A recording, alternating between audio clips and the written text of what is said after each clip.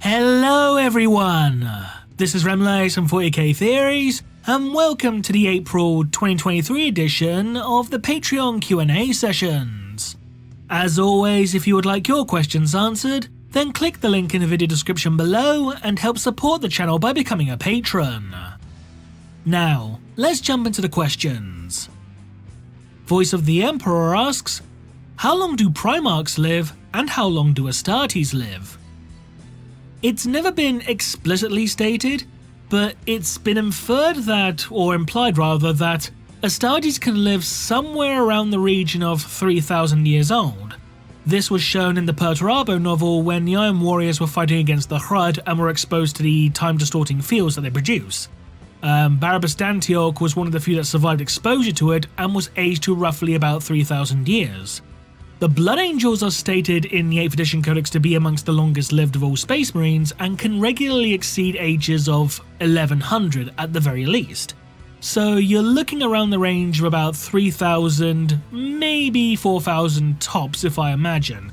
That's not including things such as, being put into a Susan membrane coma, which puts a Space Marine into a state of suspended animation.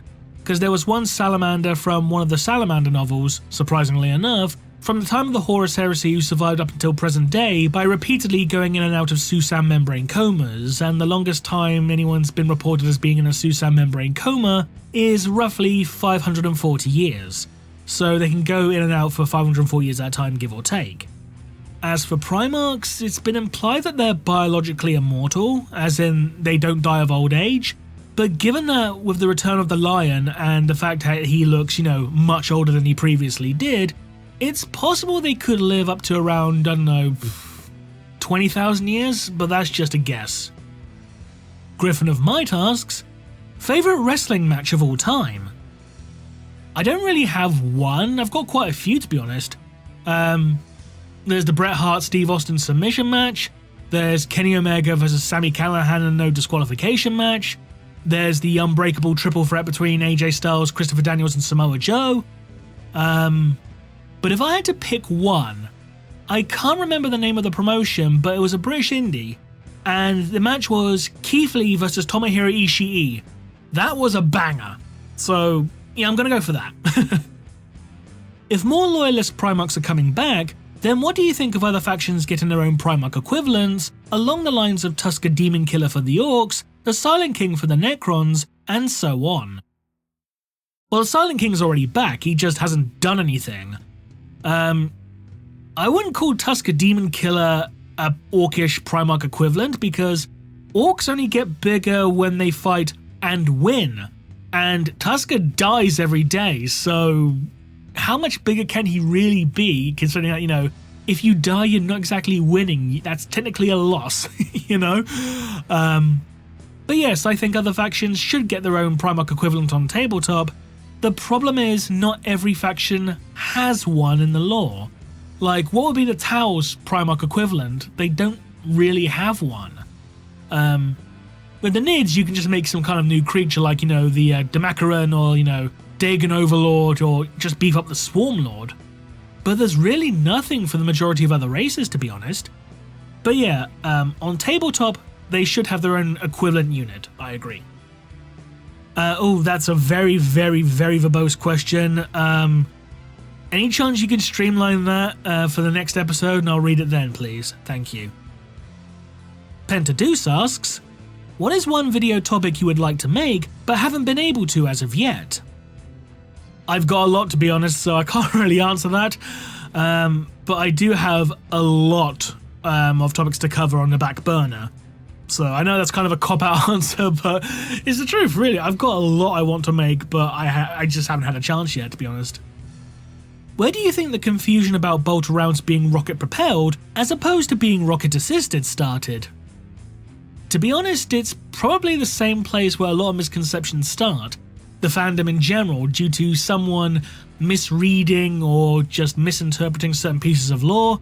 Like, how for a time, everyone thought Nurgle was the oldest Chaos God, despite the fact that there's 3 separate sources that all state that he wasn't, but everyone said, no, he has to be the oldest because death is older than war, blah, blah, blah. But that's not how it works in the warp, so kind of thing. there's a lot of things in the fandom that have been like that, it's been getting better, I will admit. But yeah, I think the main problems you get are just misconceptions in fandom and like fandom spreading and being taken as canon kind of thing, because it does happen online on things like, on Twitter, chat rooms, forums, that kind of thing, so I think that's the thing there. Brent Feast asks, now that Lionel Johnson is back, do you think they'll just bring back all the Primarchs eventually, or will they stop at a certain point before that?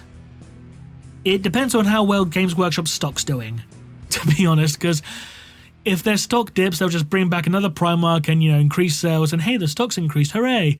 I really don't want them to bring back more Loyalist Primarchs, but if it'll affect the stock prices and increase the sales, they probably will. They'll probably find a way to bring back Sanguinius, touch wood they don't, but to be honest, I don't put anything past them anymore.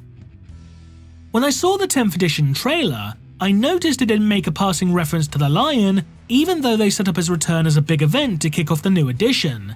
Do you have any theories about why? Yeah, because new players into the game won't know who the Lion is. A new edition means new players to buy the game, so you want to make, the trailer as simple as possible. Humans versus aliens. That's it. Nice and simple. Because if you start talking about Lionel Johnson, someone who's never played 40k before will be like, who the fuck's Lionel Johnson? Why is that a big deal? I don't care. Kind of thing. So it's purely just to, help acclimatize new players, to be honest. New customers, essentially. Do you think GW's attempts to make the Nids the big bad of 10th will work any better than their attempt at making the Necrons the main antagonist of 9th, or will it always and forever be chaos? It'll be chaos, to be honest, because they built up Necrons as a huge threat for 9th edition. It pretty much went nowhere aside from the Pariah Nexus thing, but mostly went nowhere. The Silent King turned up, and that was a wet fuck because he literally didn't do anything. So Nids will turn up, they'll get beaten back, and oh look, it's Abaddon again, hooray. Because the tail end of 9th wasn't even about the Necrons anyway. It was about chaos with the whole Arcs of Omen bullshit, wasn't it? So it will always be chaos, let's be honest, it's always chaos. Lucanron asks, what are your thoughts on the Dune series of books? I've not read them, so I can't really answer, sorry. Can you give your Malamute a hug, please? Yes, I can. Zero Hits asks, if you could write a story for Black Library, what do you think you would want to write? A Rainbow Warriors trilogy. I'm being dead serious here when I say that, a Rainbow Warriors trilogy, because, it's a chapter that's been around since 1st edition and they've gone fuck all fiction, so let's give them a spotlight for a change. And finally, Austin Horner asks, given that the End and the Death goes out of its way multiple times to state that Malcador is a perpetual, in spite of the various issues that it causes, why do you think Malcador is, at present, the only known perpetual who ages? Poor writing from Laurie Golding's part, to be honest, because I'm pretty sure he was the one who first stated that Malcador was a perpetual, even though that doesn't work for him because perpetuals simply do not age because they're biologically immortal. In fact, they are immortal, save for a few certain things that can permanently kill them, so it's his fault, to be honest. To be honest, I think it's a very poor attempt to try and retcon something that didn't need retconning in the first place. So...